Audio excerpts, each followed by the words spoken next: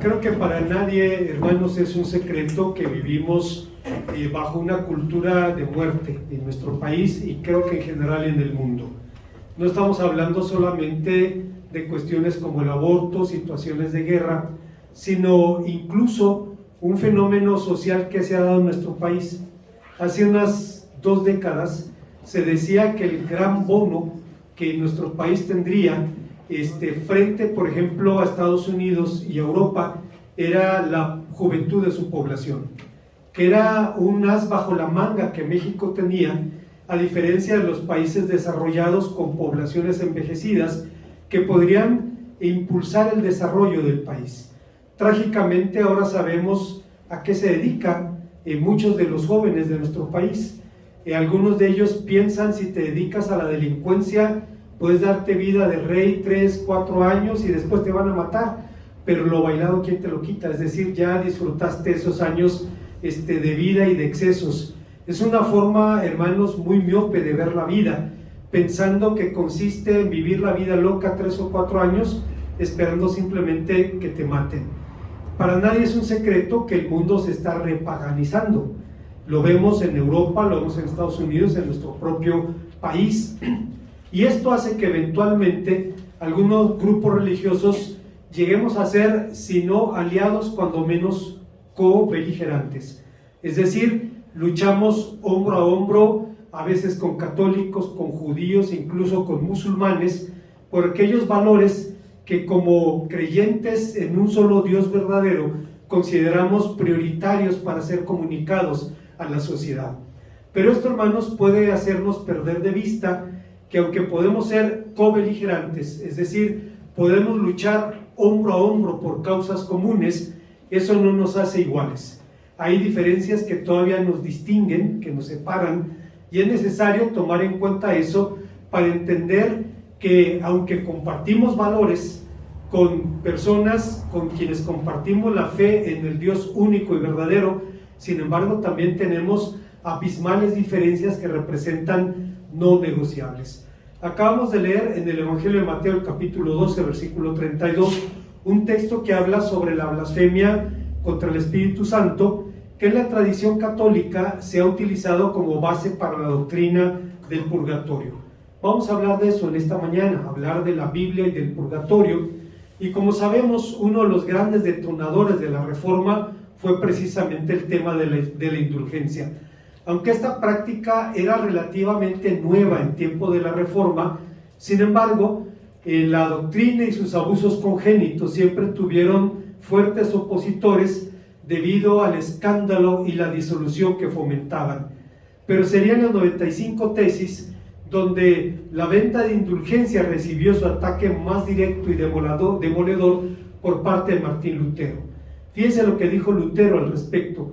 Mera doctrina humana predican aquellos que aseveran que tan pronto suena la moneda que cae en la caja, el alma sale volando.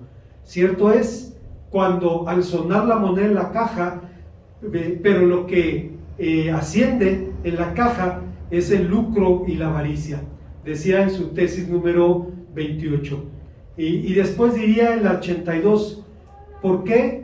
Si el Papa tiene las llaves del purgatorio y del infierno, ¿por qué no las vacía por santísima caridad y por la apremiante necesidad de las pobres almas?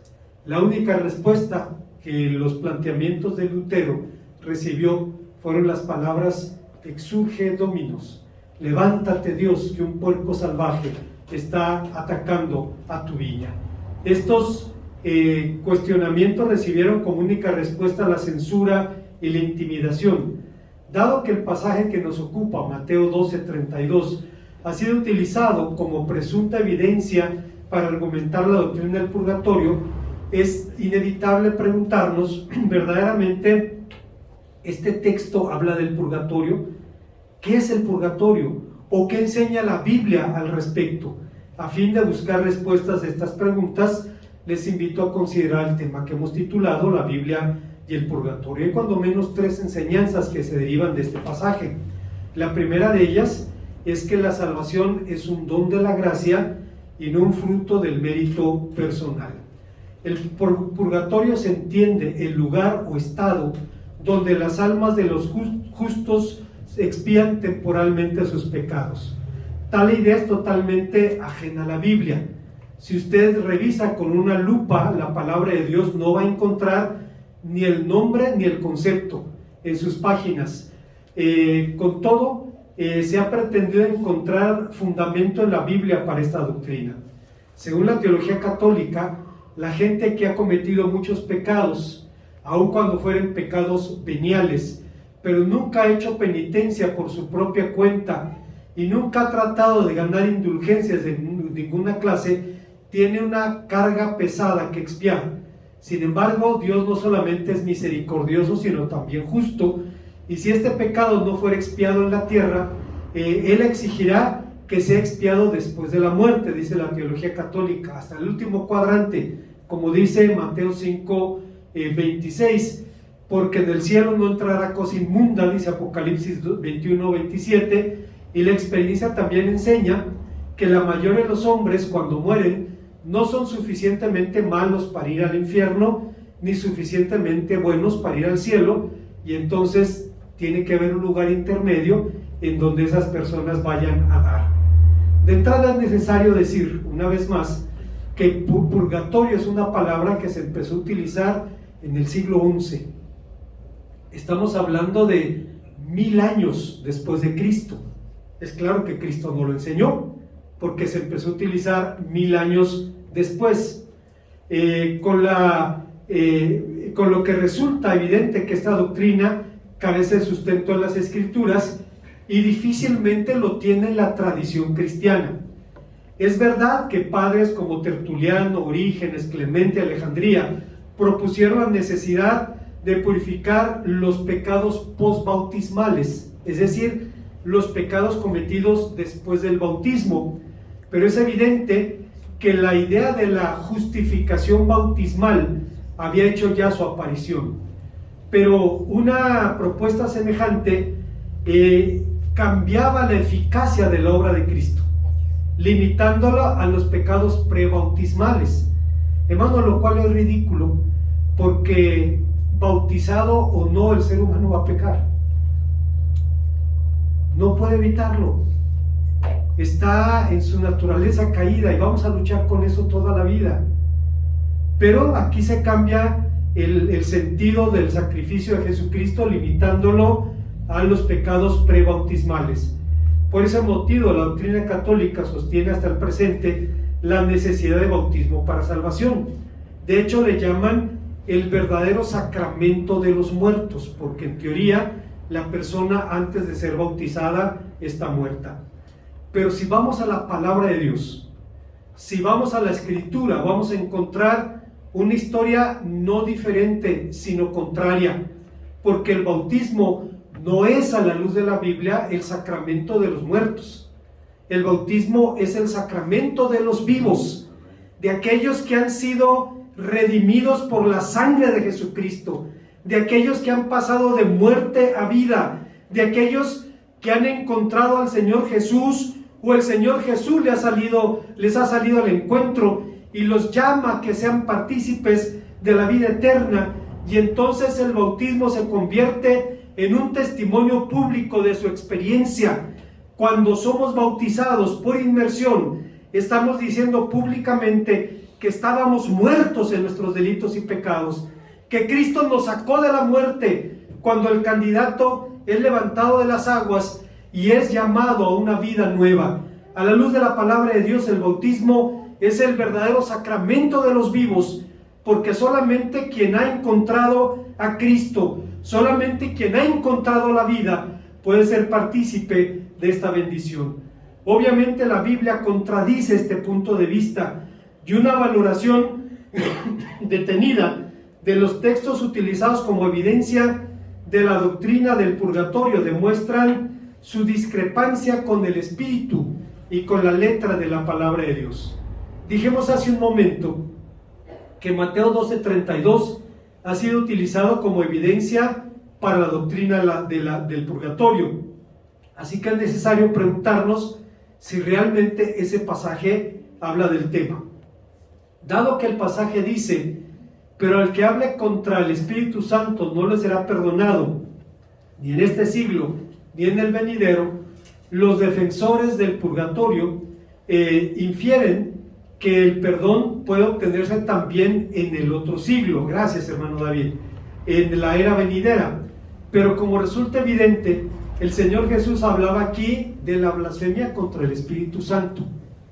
Pecado ciertamente imperdonable, pero no por causa de la misericordia o de la falta de misericordia de parte de Dios, sino de la contumacia, de la rebeldía del hombre que resiste el instrumento que Dios utiliza para tocar nuestro corazón, el que nos persuade de pecado, de justicia y de juicio. Es el Espíritu Santo, lo dijo el Señor Jesús. Y si el hombre resiste deliberadamente la voz del Espíritu Santo, no tiene esperanza, porque ha resistido la única voz que Dios utiliza para tocar nuestro corazón. Pero aún suponiendo, como afirma la doctrina católica, que en la otra vida se paga en el purgatorio por la pena del pecado, sería absurdo pagar por algo que ya fue pagado. Porque cuando vamos a la palabra del Señor, encontramos que no solamente la culpa, sino el castigo del pecado fueron comprados, fueron pagados en la cruz del Calvario por la sangre de Jesucristo. Así pues, dicha enseñanza no solamente está en conflicto con la palabra de Dios o con la tradición cristiana, sino que propone la idea de que Dios recompensará a sus hijos con el cielo. Cuando la Biblia enseña, Dios recompensará a sus hijos en el cielo.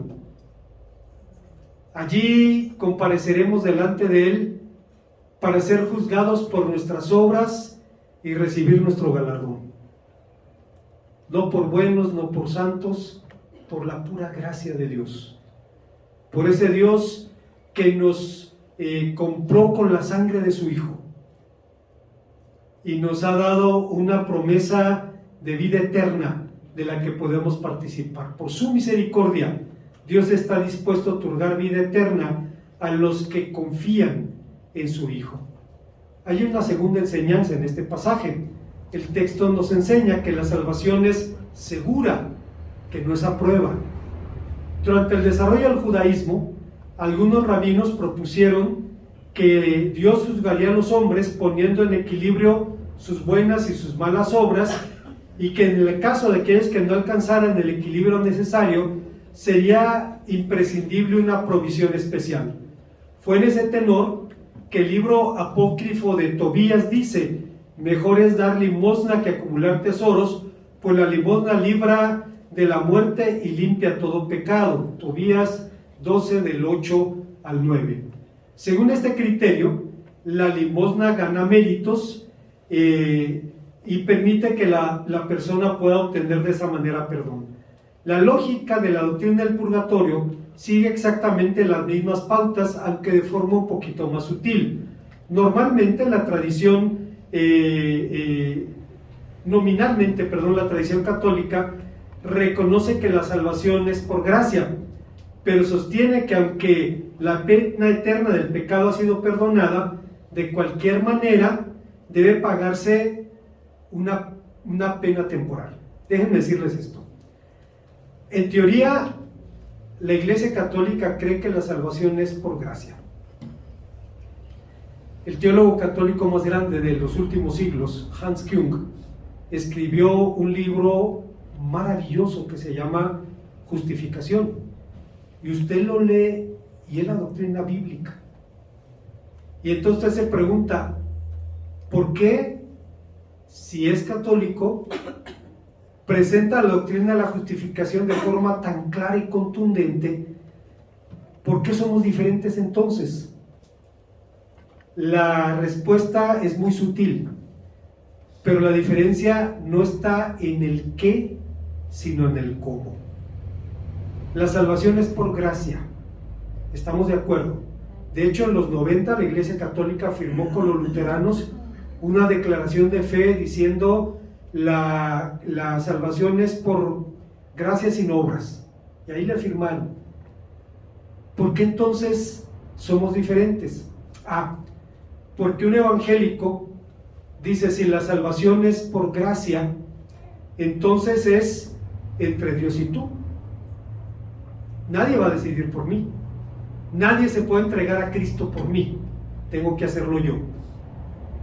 Se ha acusado a Lutero de ser el padre del individualismo en Occidente, porque en alguna ocasión dijo, aquel que quiera salvarse tendrá que creer que todo lo que la Biblia dice respecto al pecado lo dice por él.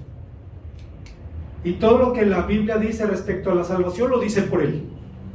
Y yo estoy de acuerdo con eso, hermanos, porque ¿de qué me sirve que los demás crean, que los demás sean salvos, si yo no tengo esa bendición? Si no enfrento que el juicio de Dios me está amagando y que la gracia de Dios me está saliendo al encuentro. Así es que tenía razón el Lutero. Pero un católico dirá, sí es por gracia, pero a través de los sacramentos. Y recuerdo a John L. Mackenzie, un autor católico, ya murió, que decía, no es casualidad que la hostia tenga la forma y el tamaño de un ducado, de una moneda europea. No es casualidad. Esa era la lógica en la Edad Media, una lógica casi comercial. Usted pagaba por los sacramentos, pagaba por la gracia, y ahí ya no podemos estar de acuerdo. Entonces, en teoría creemos lo mismo, en la práctica no es el qué, sino el cómo. Entonces, en teoría ellos sostienen lo mismo, nominalmente creen que la salvación es por gracia, pero sostienen que si bien la pena eterna del pecado ha sido perdonada, de cualquier forma debe pagarse una pena temporal. En pocas palabras, si en la vida el pecador hizo penitencia por sus pecados, al morir irá directamente al cielo. Si no hizo ninguna penitencia, entonces se va directamente al infierno. Pero si pagó en parte, con penitencia, buenas obras, indulgencias, entonces tendrá que pasar una temporada en el purgatorio.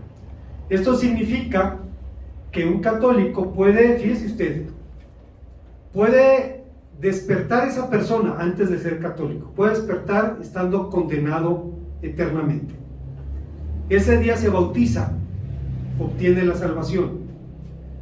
Ese mismo día comete un pecado mortal, pierde la salvación.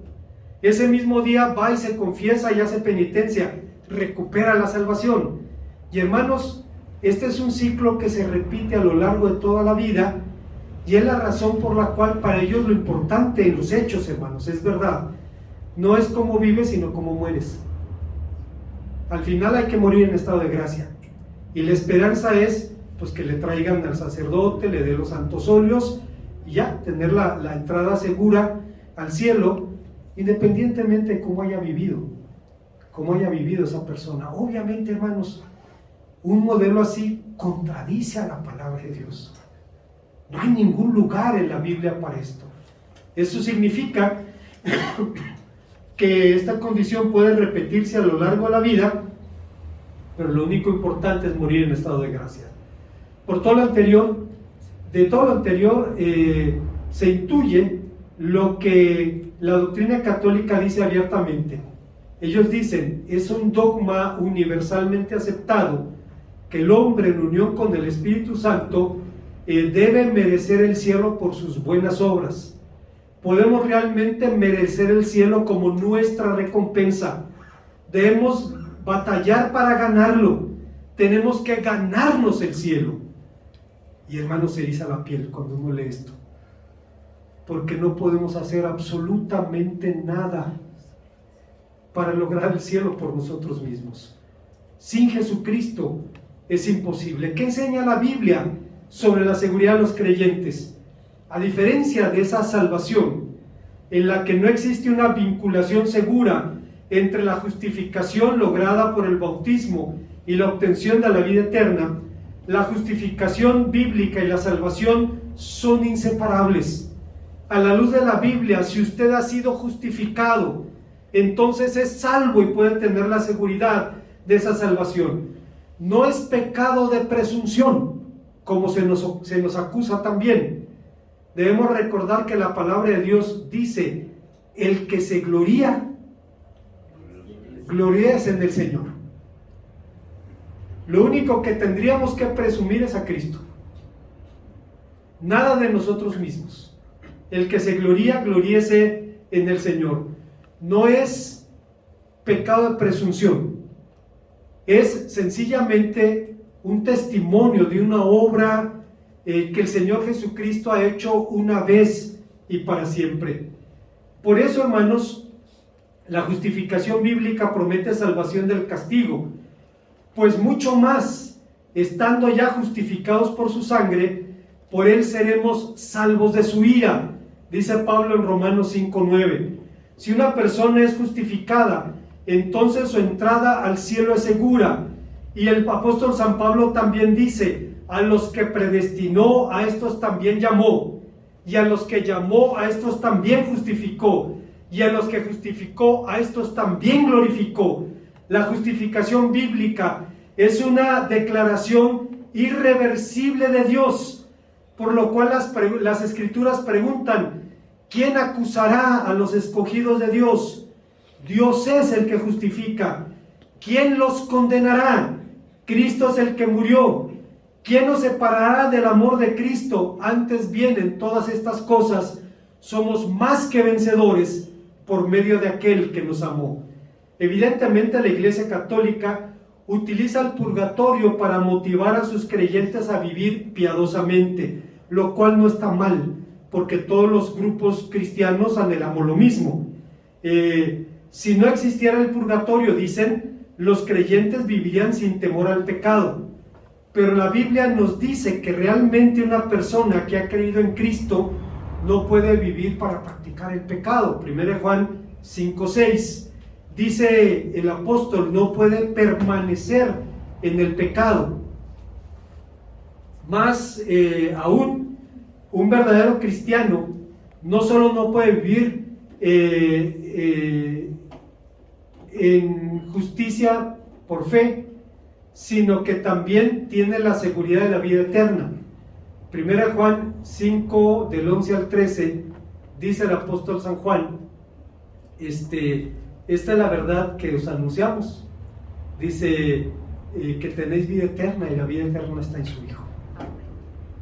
Este es el mensaje que predicamos. No hay ninguna vanagloria, no hay lugar para jactancia, porque la obra y el mérito es de Jesucristo, quien nos salió al encuentro y nos llama a responder con la fe y con entrega personal a su evangelio. Para el cristiano, tener confianza en su posición delante de Dios no es presunción, sino fe basada en la palabra de Dios. Hay una tercera y última enseñanza. El texto nos enseña que la salvación fue comprada en la cruz del Calvario y no en el purgatorio. Lea usted el Evangelio, léalo con una lupa y busque dónde dice que la salvación se compra en el purgatorio. El mensaje de la Biblia es lo contrario: se pagó en la cruz del Calvario. Cuando el Señor Jesús extendió sus brazos y le dijo al Padre: consumado es, le dijo: todo lo que tenía que hacer, todo lo que tuve que haber hecho, lo hice por amor a ti, por amor a tus criaturas, y ahora nos hace partícipes de esta salvación. Curiosamente, no existe consenso sobre la naturaleza del castigo del purgatorio, pues mientras Tomás Aquino sostenía que el purgatorio es un lugar donde las almas sufren un dolor físico e intenso, indescriptible debido al fuego, otros sostienen que consiste mayormente en la separación de pérdida de Dios. Pero independientemente de la naturaleza de este castigo, la Biblia no dice una sola palabra sobre ese lugar. Lejos de eso, la palabra de Dios dice expresamente que Cristo nos lavó de nuestros pecados con su sangre, Apocalipsis 1:5, pero nos dice no dice una palabra sobre actos de penitencia indulgencias, purgatorio, donde se paga por la pena del pecado. Obviamente la Iglesia Católica sostiene que su doctrina tiene una sólida base bíblica, y para probarlo alude más claramente al segundo libro de Macabeos, capítulo 12, versículos 39 al 46. De entrada debemos decir que los libros de los Macabeos son apócrifos. No lo decimos los protestantes, no lo decimos los evangélicos, lo dicen los judíos. Lo dijo el Señor Jesús tácitamente, porque no lo mencionó nunca mencionó los apócrifos entre los libros inspirados. Jamás Jesucristo citó a Tobías, a Macabeos, a Baruch, al que usted quiera, nunca lo citó, jamás lo hizo. Cuando, fíjense ustedes, cuando debatió con los escribas y los fariseos, los acusó de añadirle a la palabra de Dios tradiciones humanas, pero nunca los acusó de quitarle libros a la Biblia, y la Biblia de los fariseos no tenía los apócrifos. Los reformadores entendieron, no son inspirados. Si usted los analiza con una lupa, va a encontrar frases que contradicen a la Biblia. En Macabeos encontramos una frase: hay que afilar la espada, hay que sacarle punta a la lanza para defender a Dios y su santa religión. Cuando el profeta Zacarías dice: no con espada ni con ejército, sino con su Santo Espíritu. De entrada están citando un libro de dudosa validez. Nada más de entrada. La otra cuestión, hermanos, es que incluso, hermanos, San Jerónimo, el traductor de la Vulgata, lo rechazaba como apócrifos. Después se lo añadieron a la Vulgata, pero él lo rechazó. Él decía: no son del mismo valor que el resto de la Biblia, que era la autoridad bíblica más grande de la antigüedad. Pero aún suponiendo, sin conceder, que este libro fuera canónico, aún así ofrece una base muy dudosa para la idea de la oración por los muertos o el purgatorio, y no lo es por tres simples razones. Primero, jamás se refiere directamente al purgatorio, el libro de los Macabeos. Estamos hablando el segundo, capítulo 12, versículos 39 al 46. Así es que nunca se alude a ese tema. Si es un argumento para sostener la doctrina, pues es una base muy dudosa. Segundo, el texto es interiormente inconsistente, pues dice a los que morirán piadosamente que los aguarda una grande recompensa. Pero los muertos de los que habla Macabeos eran idólatras, y obviamente su muerte es vista como un signo del juicio de Dios sobre su maldad. Tercero, ninguno de los 613 preceptos del judaísmo establece sacrificios por los muertos. Dígame, de los mandamientos de la Biblia, ¿dónde dice que debemos hacer sacrificios por los muertos? No existe, no está allí. Así que tal idea jamás fue ni judía ni bíblica. Más aún, el texto ni siquiera prueba que el Macabeo quisiera ofrecer un sacrificio por los muertos, pues el autor presenta claramente su propia interpretación de los hechos. Entonces, para hacer una base bíblica para esta doctrina es bastante dudoso. En contraste, a la luz de Levítico 4, del 1 al 6 y 7, parece más probable que Judas estuviera ofreciendo dinero en Jerusalén para expiar las impurezas con los idólatras que habían convivido en el campamento. En tal caso, la ofrenda hubiera sido por los vivos, no por los muertos. Y cuando usted somete a un análisis serio las bases bíblicas del purgatorio, se cae por su propio peso. No hay tal cosa. Claro, ellos tienen un as bajo la manga, y es que el romano pontífice es el único que puede interpretar correctamente la palabra de Dios. Cosa, hermanos, que está bajo cuestionamiento incluso dentro del catolicismo. Hay que recordar a Hans Küng, que escribió el libro Infalible, y, hermanos, destruyó la infalibilidad papal. La hizo trizas. Es un libro denso, es técnico, pero usted puede descargar el PDF y leerlo. Se llama Infalible, y, hermanos, analiza esa doctrina, y llegó a la necesidad de analizarla después de un encuentro con Karl Barth, el teólogo católico protestante más importante del siglo pasado. Y él le dijo: no está en la Biblia, no está en la tradición. Jamás los cristianos creímos que el romano pontífice fuera infalible. Estudia el tema. Se puso a estudiarlo y llegó a la conclusión: esto es insostenible. No es sabio que Dios decida que un solo hombre interprete su palabra. Jamás sucedió en la antigüedad. La Biblia no enseña eso. En todo caso, es una reacción al liberalismo del siglo XIX. En el siglo XIX se decía: el papado es una institución medieval, debe abrogarse. Pues el papado respondió con la única respuesta que sabe dar en estos casos, y es más dogmatismo. Ah, ¿no te gusta? Ahora soy infalible. Y lo tienen que matizar el concepto en asuntos de fe. Porque hay fotografías del Papa bendiciendo a los cañones de Mussolini antes de ir a invadir Etiopía. Hay infalibilidad ahí. No, es en asuntos de fe, no es en asuntos de cuestiones prácticas. Y al final, como el equilibrista, siempre encuentran un punto para no caer al vacío.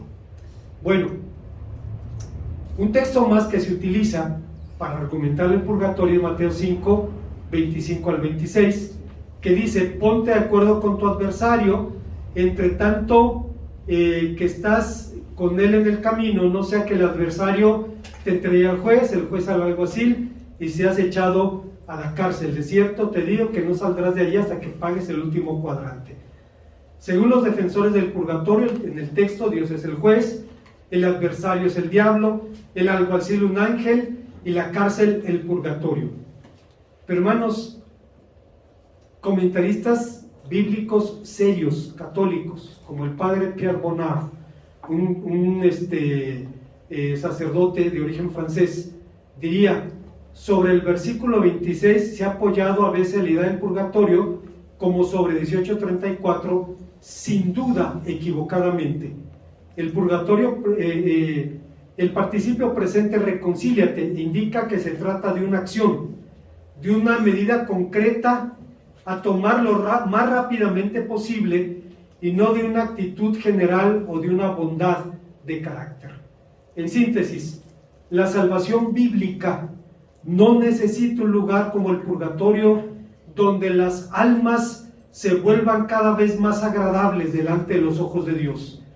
En vez de centrarse en la justicia propia, en las buenas obras o en el sufrimiento personal, la salvación bíblica se basa en la obra perfecta de Jesucristo. Con Cristo es suficiente para presentar a los pecadores ante Dios sin mancha delante de su gloria, con gran alegría, dice Lucas 24, y hacer que los nacidos de nuevo obedezcan y sirvan a Dios, no por temor a un doloroso castigo, sino por causa de un amor genuino, como dice San Pablo en 2 Corintios 5:14 y Romanos 8:15. Como conclusión, cuando los vendedores de indulgencias llegaron a Alemania, y entre ellos su estrella era Juan Tetzel, se esforzaron en pregonar la excelencia de sus mercancías.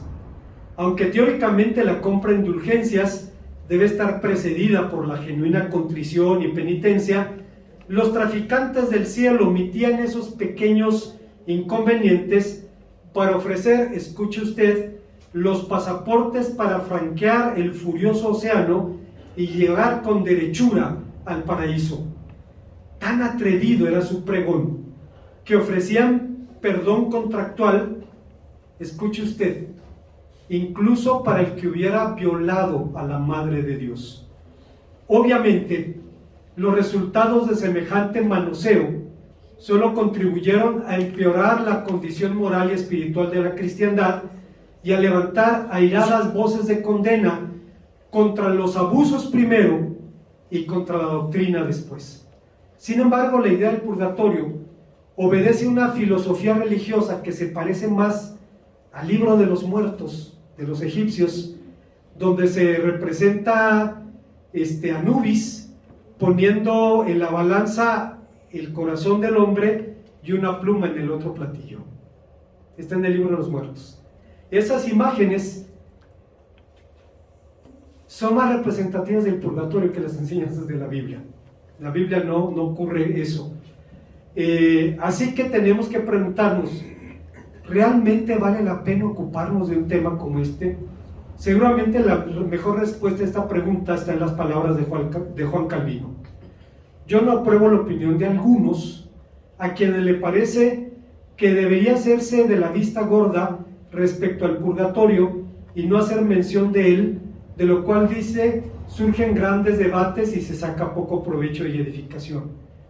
Por mi parte, sería del parecer que no se hiciera caso de tales vanidades siempre que no arrastrasen en pos de sí una larga secuela de problemas de gran importancia. Mas dado que el purgatorio está fundado sobre numerosas blasfemias y cada día se apoya en otras nuevas, dando origen a graves escándalos, creo que no se debe pasar por alto, pues hay que gritar cuanto podamos afirmar que el purgatorio es una perniciosa invención de Satanás que deja sin valor la cruz de Cristo y que infiere una gravísima afrenta a la misericordia de Dios y disipa y destruye nuestra fe. Una vez más, hermanos, para nadie es un secreto que vivimos en una cultura de muerte.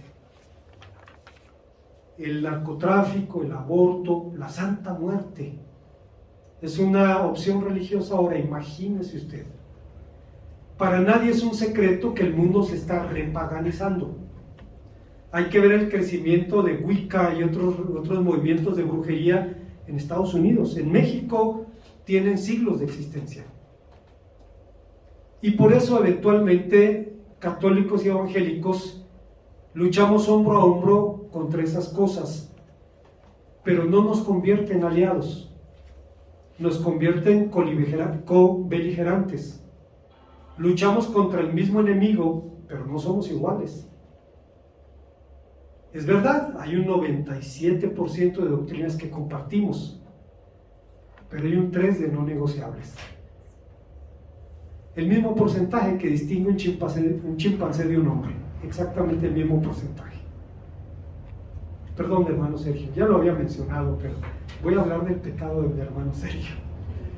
Dice el hermano que en alguna ocasión, dice, de forma involuntaria, en la cena de Navidad llegaron los papás de un amigo de su hijo, que estaban de paso en la ciudad, estaban solos, y bueno, los hermanos invitaron a cenar. Personas católicas practicantes. Y dice mi hermano Sergio, cuando empezaron a hablar del tema, porque dice el hermano, oramos por los alimentos, pero me reclamaron que no me había presionado al terminar, y el hermano dijo, no, nosotros no hacemos eso. ¿Por qué? Somos evangélicos. Y empezaron a hablar del tema. Y dice mi hermano, siempre que tenemos esa oportunidad, les damos por el lado amable. Tenemos tantas doctrinas en común, dice, pero yo no pude hacer eso. Yo hablé del 3% de las diferencias de doctrinas.